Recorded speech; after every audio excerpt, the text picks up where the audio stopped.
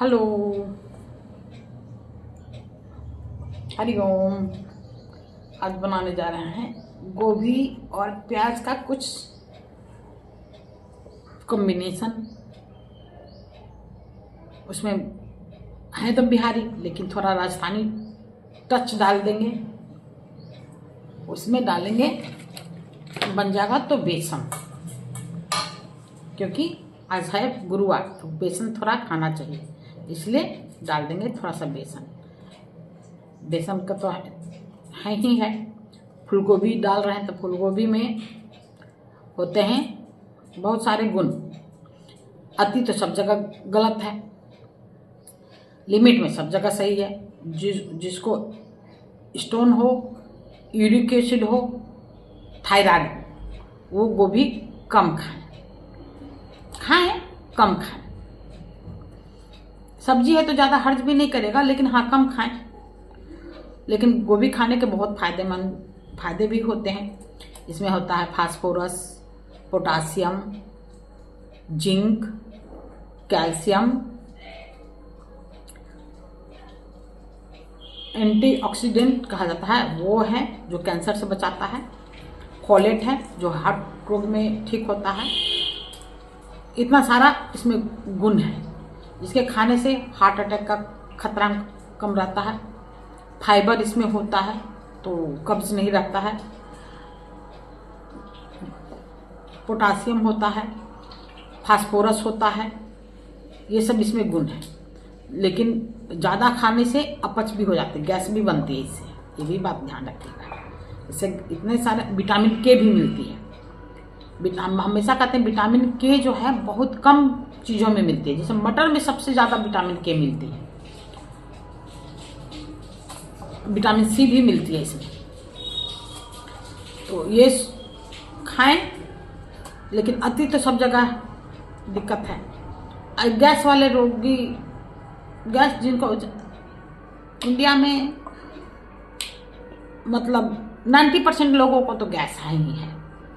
Gas ऐसा होता है, लगता है नॉर्मल है, लेकिन गैस से बहुत ज़्यादा बीमारी भी होती है।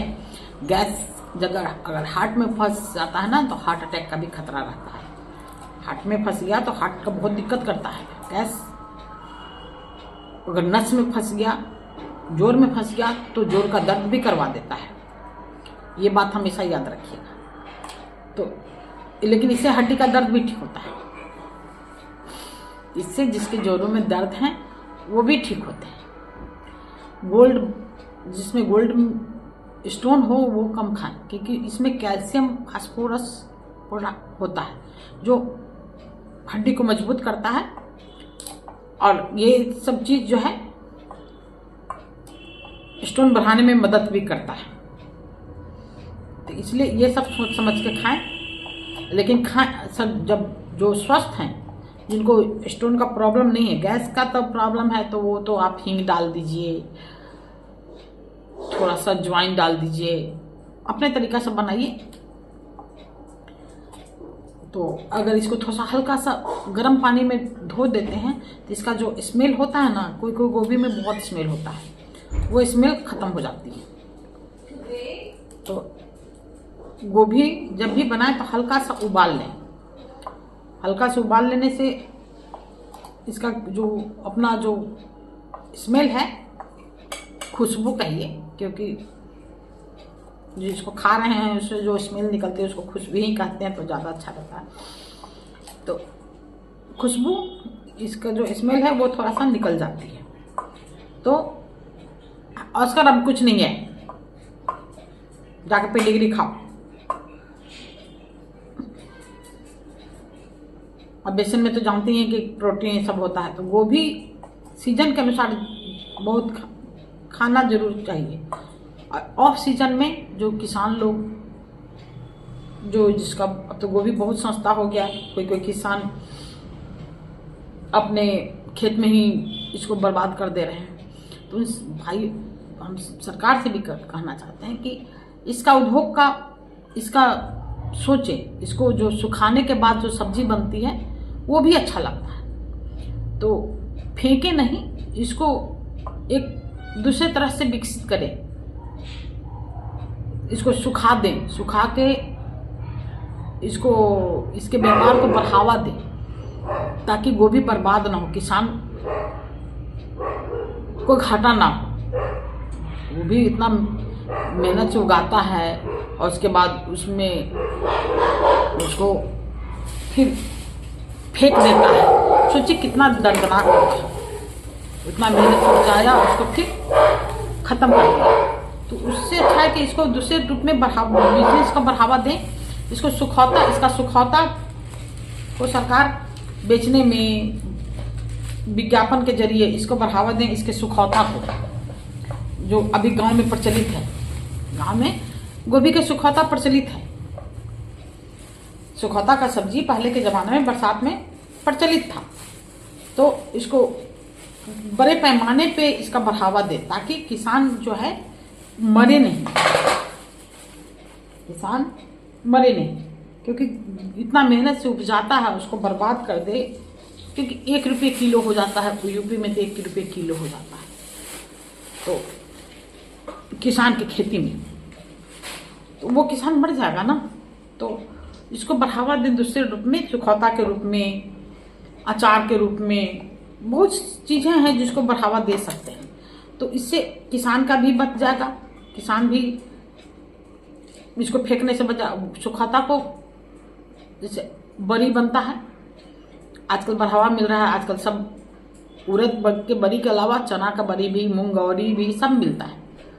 इसी तरह सुखौता का भी प्रोसेस बनवा दे ताकि बिजनेस किसान आगे बढ़ जाए, उसको डूबने का किसी का चांस ना मिले। जैसे नॉर्मल तरीका से सुखाने पे ना इसका महक थोड़ा सा बहुत बदबूदार होता है, वो प्रोसेस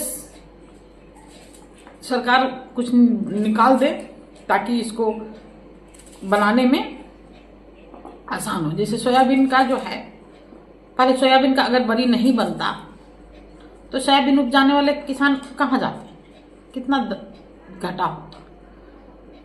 जैसे सूरजमुखी का तेल नहीं होता तो कितना घाटा होता। इसी तरह गोभी का भी कुछ करें। जैसे पत्ता गोभी का सुखौता बहुत टेस्टी होता है, पत्ता गोभी का सुखौता बहुत टेस्टी होता है, लेकिन आम लोग ही जानते हैं। इसको आम से बाहर निकालिए, सुखौता को काट कर बड़े पैमाने पर सुखाएं और इसको विज्ञापन के द्वारा प्रचार करें ताकि किसानों लोग को घाटा ना हो। जैसे आलू का कुछ आलू सालों भर मिलता है, इसी तरह गोभी सालों भर मिले सुखौता के रूप में। करेला का सुखौता है, कद्दू का सुखौता है, सबका सुखौता मिलता है। इसलिए इसको बढ़ावा दें कि किसान ना मरे,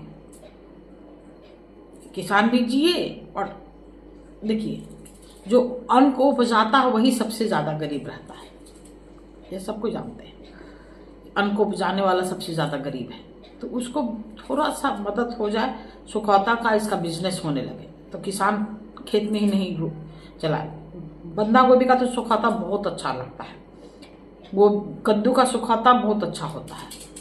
भतुआ को क्या कहते हैं, पेठा का भी सुखौता, पेठा का तो अचार भी बनता है। पेठा तो कभी बर्बाद होगा ही नहीं, क्योंकि उसका अचार भी उसका भतुआ पाक भी बन जाता है।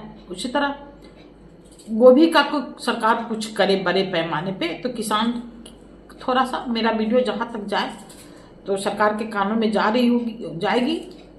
अगर जाएगी तो इस बात पर जरूर ध्यान दें कि गोभी का सुखौता बनाने का कुछ किसान के लिए करे कि सुखौता बेच सके बड़े पैमाने पे। आज तो हम गोभी राजस्थानी टच देंगे अपने खाने में, तो सब कुछ बना के उसमें बेसन डालेंगे, बेसन ढेर सारा डालेंगे ताकि खाने में अच्छा लगे।